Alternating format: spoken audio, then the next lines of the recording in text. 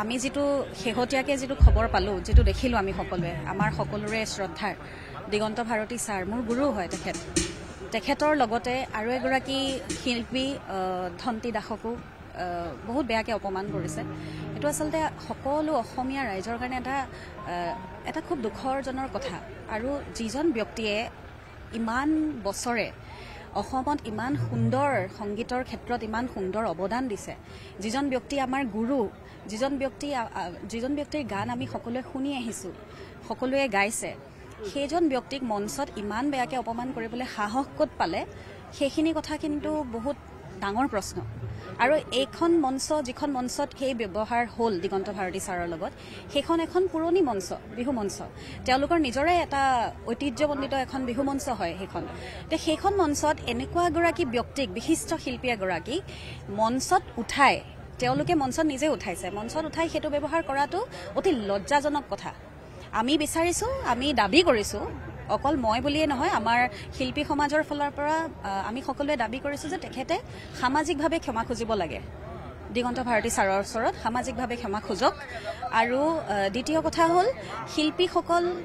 শিল্পী বুলি ক'লে শিল্পৰ যোনে উপাসনা কৰে শিল্পৰ যোনে সাধনা কৰে প্ৰত্যেকগৰাকীয়ে কিন্তু শিল্পী গতিকে সেই শিল্পীসকল যিসকল শিল্পীয়ে বজায় বাদ্যযন্ত্ৰী সকল হওক বা কণ্ঠশিল্পী হওক বা নৃত্যশিল্পী হওক কলাৰ লগত জড়িত থকা প্ৰত্যেকগৰাকী এগৰাকী শিল্পী গতিকে তেওঁলোকক মঞ্চত আমন্ত্ৰণ কৰি অনাৰ পিছত মঞ্চত যাতে বেয়া ব্যৱহাৰ কোনেও নকৰে সেইখিনি সকলোৱে কিন্তু ভাবিবলগীয়া কথা আমি যেটো শেহতীয়াকে যেটো খবৰ পালো যেটো দেখিলো আমি সকলোৱে আমাৰ সকলোৰে শ্ৰদ্ধাৰ দিগন্ত ভাৰতী ছাৰ মোৰ গুৰু হয় তেখেতৰ লগতে আৰু এগৰাকী শিল্পী ধন্তি দাসকো বহুত বেয়াকে অপমান কৰিছে এটো আসলতে সকলো অসমীয়া ৰাইজৰ কাৰণে এটা খুব দুখৰজনৰ কথা আৰু যিজন ব্যক্তিয়ে ইমান বছৰে অসমত ইমান সুন্দৰ সংগীতৰ ক্ষেত্ৰত ইমান সুন্দৰ অৱদান দিছে যিজন ব্যক্তি আমাৰ গুৰু যিজন ব্যক্তিৰ গান আমি সকলোৱে শুনি আহিছো সকলোৱে গাইছে সেইজন ব্যক্তিক মঞ্চত ইমান বেয়াকে অপমান কৰিবলৈ সাহস ক'ত পালে সেইখিনি কথা কিন্তু বহুত ডাঙৰ প্ৰশ্ন আৰু এইখন মঞ্চ যিখন মঞ্চত সেই ব্যৱহাৰ হ'ল দিগন্ত ভাৰতী ছাৰৰ লগত সেইখন এখন পুৰণি মঞ্চ বিহু মঞ্চ তেওঁলোকৰ নিজৰে এটা ঐতিহ্যমণ্ডিত এখন বিহু মঞ্চ হয়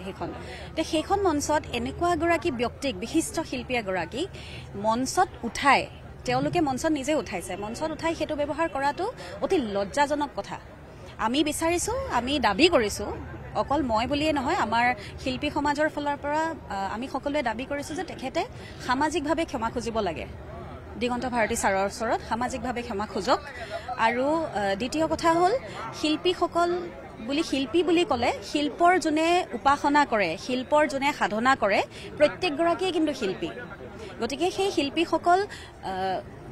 যিসকল শিল্পীয়ে বজায় বাদ্যযন্ত্ৰী সকল হওক বা কণ্ঠশিল্পী হওক বা নৃত্যশিল্পী হওক কলাৰ লগত জড়িত থকা প্ৰত্যেকগৰাকী এগৰাকী শিল্পী